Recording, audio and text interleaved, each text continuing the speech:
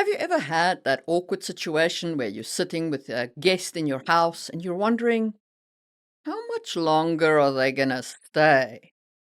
Maybe you were trying to find some way to politely tell them you have stuff to do and they're crimping your style by being here. Or maybe you want to eat and you only have enough food for yourself at home, leaving you in a really awkward spot. Even in our day and age, treating a guest right is a pretty important part of almost every culture. But in a fantasy world, guest rights often mean more than politeness. Guest rights come with cultural tension, obligations, social requirements, and sometimes even magic. And that's what I want to talk about today. Why your world should have guest rights, and how to use those guest rights to create drama and conflict in your story. Welcome to another episode of Just in Time World Building with your host, Marie Mullaney.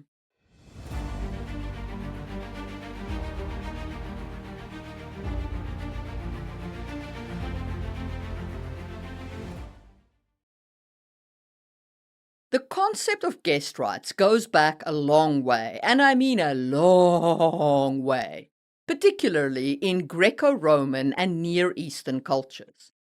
The concept of hospitium in Rome and xenia in Greece formalized the protection of travelers, but they were based on traditions stretching back to the Stone Age and perhaps even earlier, before we settled down and started to farm. Not that I'm saying hunter-gatherers did have guest rights, I'm just saying they could have. Essentially, the host-guest relationship was a reciprocal contract. Hosts provided food, shelter, and protection. Guests offered gifts, stories, and respect. But why would this cultural norm have evolved? What benefit did it offer? Well, at its most basic form, respecting guest rights meant that traders could travel to a place and do business, bringing goods. It meant that storytellers could swing by a settlement, bringing news and entertainment. It made the hosts part of a larger social network that allowed for the transfer of goods, news, and connection to other people. In short, it was a very rough proto-international law that developed as a survival mechanism, a social contract that maintained order in a fragmented and dangerous world. Okay, so that's how they developed. But what actually were guest rights? What did those rituals look like? And how can you adapt it to your world? Sharing salt and bread was a widespread threshold ritual that symbolized the formalization of a guest's rights under a host's roof. Because these elements were essential for food preservation and for life, they became potent symbols of trust and mutual obligation in Slavic, Baltic, and Mediterranean cultures. If you shared bread and salt with a guest, that person was transformed from a stranger into a protected individual under your roof, creating a binding contract that neither party could violate without social consequence. Often, guest rights came along with a threshold concept, where you don't set foot in someone's house, you don't cross their threshold without also going through the ritual. And if you do go through the ritual, you owe your host peace in their house. And that brings us to the first piece of world building. What in your world represents safety? Bread and salt? What if wheat isn't your staple? In the Andes in pre-colonial South America, they shared chica, a fermented maize beer. In China, serving a guest tea was comparable, and the treatment of guests was governed by Confucianism. So, how are guest rights established in your world? Side note here, all cultures that have guest rights have somewhat of a different take on what those rights are, but they all come down to how the guest and host should comport themselves and what obligations exist between guest and host. Also, consider what happens before the ritual takes effect. So, if we return to our bread and salt ritual, the moment the food was shared, the guest's protection became official and the host's obligations have been activated. Before this ritual, the guest remained in a vulnerable liminal state, exposed to potential harm. So, if you're trying to enter someone's house to get away from a threat, until the bread is shared and eaten, you're at risk, creating a potential point of tension, drama, and even a ticking clock. Imagine a scene where your characters have a magic creature tracking them, or some kind of a curse that's going to find them unless they get behind a threshold. They see a house and they race to get in, but before they can claim the protection of the threshold, they have to get through the ritual. And their host is older than the hills and can't find the salt. Tension mounts while Granny looks for the salt, and the curse gets closer and closer. And if you want more of my thoughts on using houses in a magic system, check out my video on creating homes and magic in homes in the info cards. So that's the basics of hospitality rituals and using them to build tension. But they are so much more than just something guests go through or a ticking clock. However, let us say that you needed help in creating rituals of hospitality for your world. Give me one moment to show you Worldbuilding Blueprints Volume 1, which can guide you through that process. This book has two chapters focused on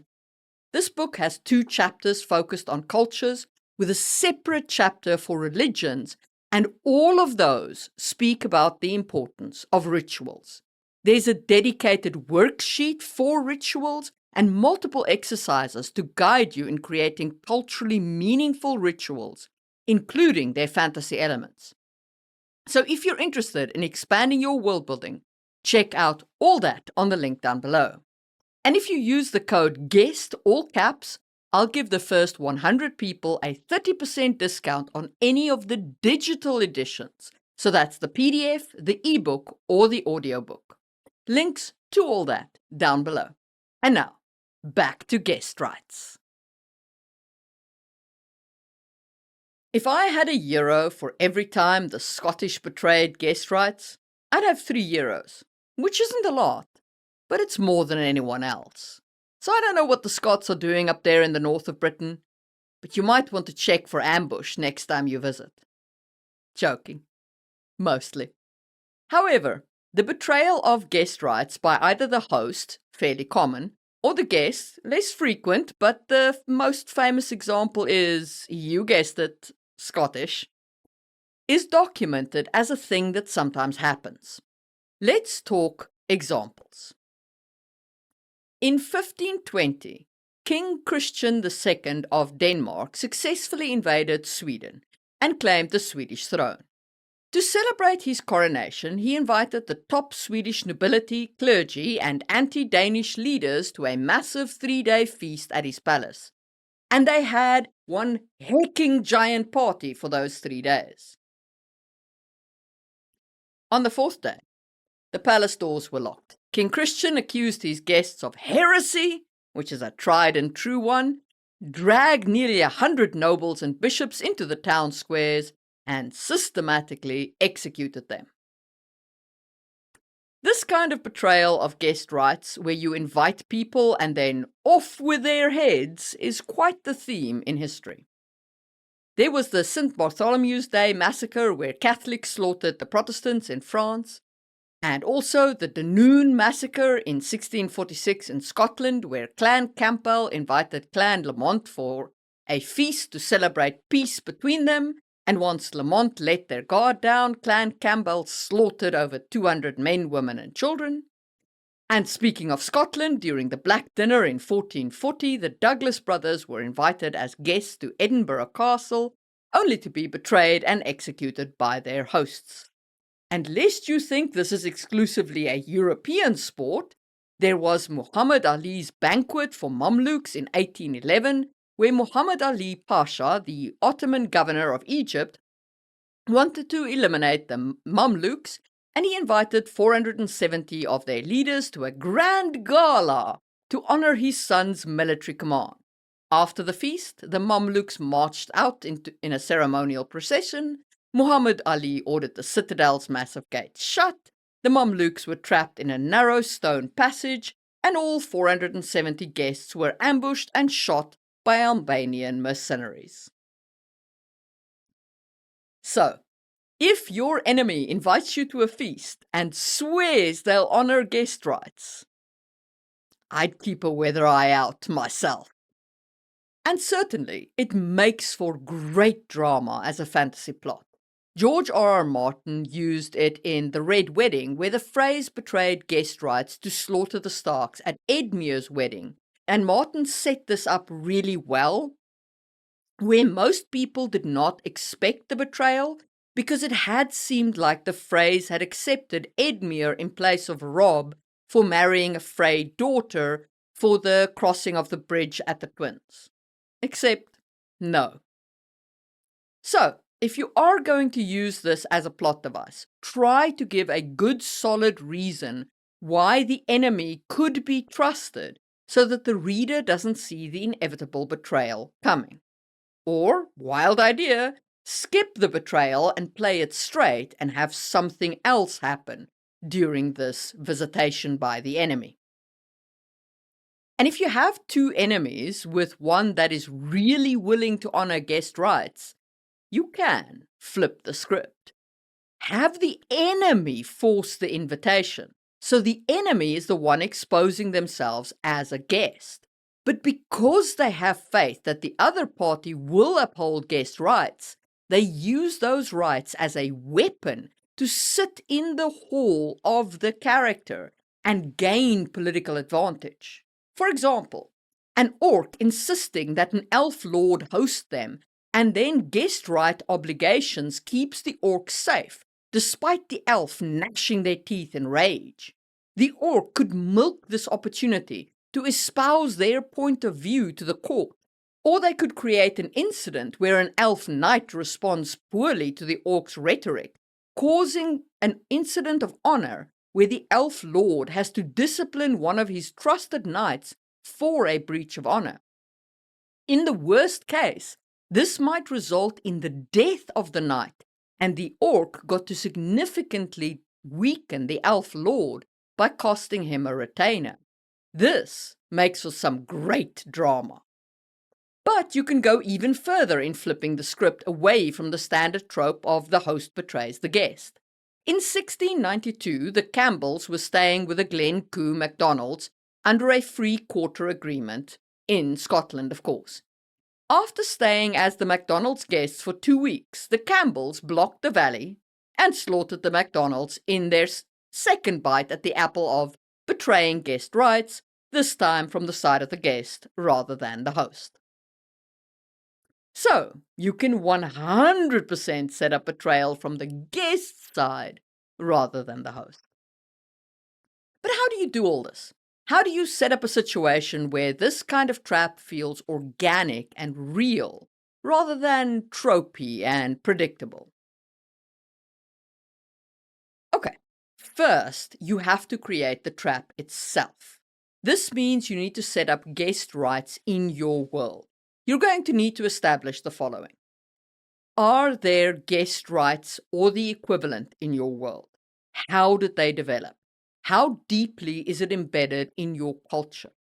What ritual is involved in guest rights? How long does it take? Is there any magic involved? What is the obligation of the guest? What is the obligation of the host? What counts as breaking the obligation? And if one side breaks the contract, does that mean the other side is free to break the contract as well?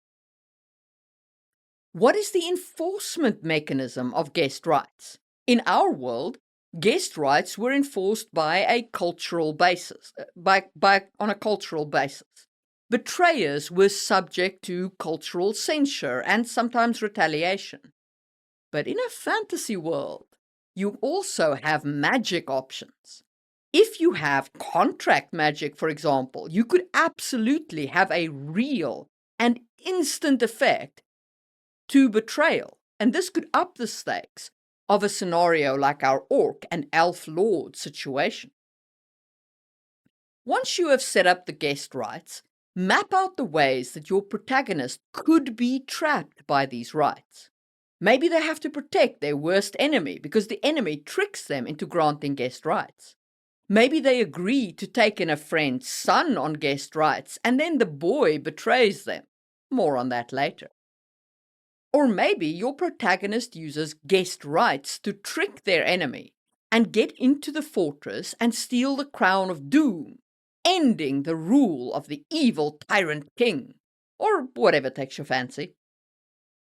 Either way, you have a myriad of options to use guest rights in your world, and it's a cultural device well worth including in your world building. Now, while the epic members of the channel scroll by, let's talk about Troy. Bet you didn't see that one coming. Now, I don't mean the wooden horse part and the Achilles and Hector duel and so on. No, I mean before that. Let's go back to the beginning when Paris and Helen fell in love. First, let's talk about Paris himself. Before Paris was born, his mother had a nightmare that she gave birth to a flaming torch that burnt down the entire city of Troy. Seers prophesied that the child would cause the absolute destruction of the city. And so, fearing the prophecy, King Priam ordered the infant to be left exposed on Mount Ida to die. But instead of dying, he was, of course, saved and raised by a humble shepherd. Then, as a young man, Paris entered an athletic competition in Troy. He beat the king's other sons and was recognized by his birth family. Believing the danger of the prophecy had passed, King Priam joyfully welcomed him back as a royal prince. Yay for Paris! Once he was restored, Paris left Troy to sail across the Aegean Sea to mainland Greece. Officially, King Priam sent Paris on a diplomatic mission to Greece. The Greeks had kidnapped Priam's sister, Princess Hesione, and Paris's state mission was ostensibly to negotiate her return and establish diplomatic ties with Greek kingdoms like Sparta. There are some versions of the myth where this isn't the case. You know, your mileage may vary, myths have different versions. Anyway, but Paris really went to Greece specifically to find a wife. Prior to these events, Paris had been chosen by the gods to judge a celestial beauty contest between Hera, Athena, and Aphrodite. Aphrodite bribed him by promising him the hand of the most beautiful mortal woman in earth. That woman was Helen of Sparta. So really, Paris knew what he was doing. And he used his status as a foreign royal diplomat to gain entry into King Menelaus' palace in Sparta.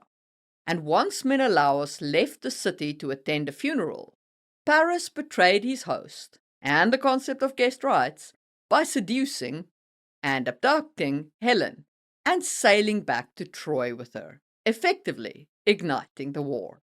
So there you go, one more epic way in which to use guest rights. Go steal yourself a spouse. If you enjoyed this video, hit the thumbs up and the hype and all those good buttons. And if you made it this far, leave me a Scottish something or other in the comments. Sorry, Scotland, I know I picked on you today. If you want to see more from me, check out my video on how to create fantasy foods for festivals, and I will see you soon for another episode.